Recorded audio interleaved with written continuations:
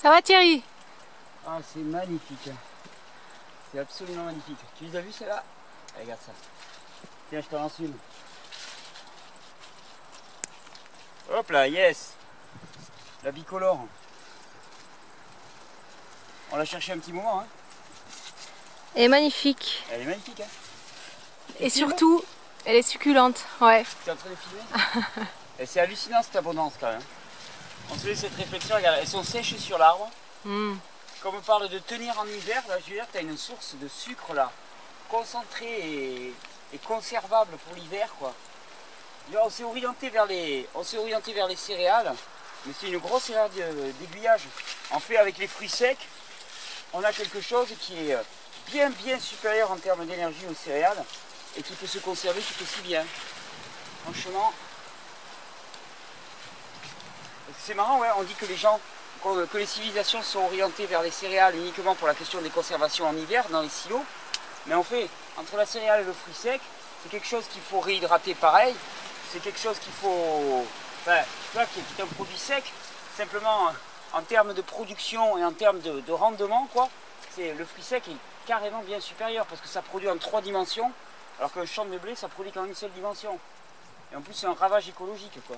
Puis c'est un ravage pour les intestins. Puis c'est un ravage pour le goût, quoi.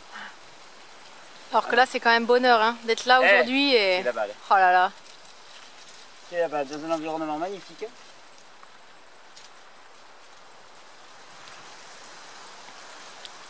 Les vignes sauvages, les montagnes, les figuiers. Et il y en a partout, partout, partout. Ouais, t'as vu des figuiers, il y en a partout ici. C'est magnifique. Ouais. C'est vrai, les figuiers. Mais ça aussi, c'est parce qu'il y avait des gens pour les replanter, les figuiers. Tiens, regarde, hop là, il y en a une petite là. Viens ici, Vignac.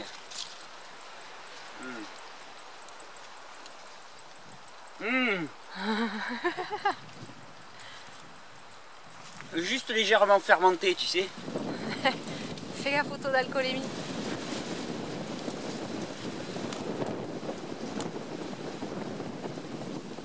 Il y a du monde qui est passé quand même.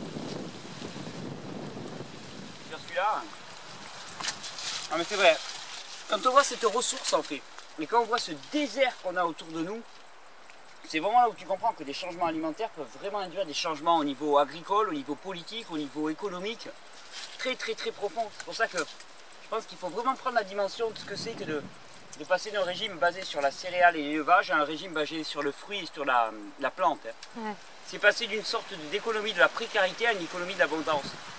Et c'est ça qui m'importe autant. C'est pour ça que le stage là qu'on va faire aussi, les permacultures, m'importe autant. Parce que c'est pas simplement une question de qu'est-ce que tu vas manger, qu'est-ce que tu vas te mettre dans le ventre individuellement. C'est une question de... Ah, t'as ouvert le micro? Oui. Ouais, cool. Bonne idée. Sinon je cherche. Youhou. C'est qu'est-ce que tu vas induire pour ce monde. Hein. Vraiment. On ne mesure pas le... Ah là là, regarde ça. On ne mesure pas ce que c'est chargé, ce que c'est beau. Youhou. Moi j'ai déjà la langue qui pique, hein, faut que j'arrête. Ah, la langue qui pique. Ça c'est le signe, hein. Langue qui pique, ça veut dire l'arrêt. J'ai déjà trop mangé. Et alors ça vient toujours très tôt. Non mais on n'imagine pas l'impact que ça peut avoir au niveau économique et politique le fait de choisir des fruits. Le fait de les choisir, de les cultiver, de les faire pousser, d'arrêter de détruire les sols avec des cultures agraires qui sont disons, des cultures dégénératives et passer à une forme de rapport à la terre qui soit régénératif, quoi. Exactement comme pour les corps, quoi. C'est-à-dire laisser le sol se reconstruire sous un couvert d'arbres fruitiers, quoi. Ça vient à l'idée de personne d'écorcher un corps humain, quoi, simplement pour laisser produire et pisser le sang. Et en fait, c'est ce qu'on fait là. C'est qu'on écorche la terre pour lui faire cracher tout ce qu'on peut, quoi. Hop là. Et ça c'est l'antithèse. Et ça c'est ce que... Vraiment c'est le rêve et c'est le projet à long terme, quoi. C'est vraiment la conversion de notre alimentation, de nos habitudes, de notre rapport à la terre, de notre rapport à la précarité et à l'abondance. On va chercher un petit moment celui-là.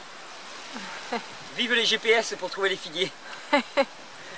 On va faire faudrait faire une cartographie de France des arbres remarquables par leur production. Ouais, c'est une super idée ça. Et ce qui est fabuleux, c'est qu'en prenant un petit bout sur cet arbre-là, tu lui fais pas de mal et tu vas en replanter. Ouais, d'ailleurs, chaque fois qu'on goûte une bonne figue, on a le couteau avec nous, on prend une bouture, comme tout à l'heure, et puis on le replante, on le multiplie. Oh, celui-là, ça vaut le coup, hein. Hop là. Regarde ça. Tiens, regarde, celle-là aussi, elle est magnifique. Juste mûre, là. Tiens. J'adore sa couleur. Elle est où? Elle est là. Sa saveur est relativement très bonne, mais elle n'est pas originale. Mais alors, qu'est-ce qu'elle est belle!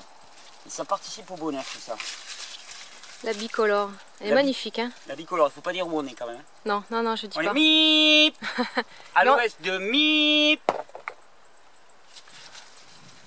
Mais à la limite, hein, le fait de garder ces endroits pour soi, tu sais, comme les gens qui ont des coins secs et qui ont des coins. Ouais, tout à fait. Uniquement parce que on est dans un désert agricole, enfin un désert forestier, hein, parce que si on était dans une abondance forestière, comme tu vois que pour multiplier ça, il suffit de planter quelques boutures et que tu as une reproduction à l'identique, une stabilité extraordinaire, tu te dis qu'il y en aurait des milliers d'hectares de figuiers, d'amandiers, de pruniers, de pommiers.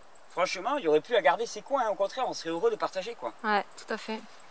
Je te dis, partout où on porte notre regard, on crée la rareté. C'est la pathologie humaine. C'est l'erreur d'aiguillage, on a un regard de rareté. On a un regard de manque, de rareté et de carence. C'est pour ça qu'on insiste tout le temps dans les cours là, pour dire stop la carence, quoi. Stop la pensée de la carence, quoi. Mais à toutes les échelles, à toutes les échelles. Bon, allez, un peu plus loin. Bon app. Danke.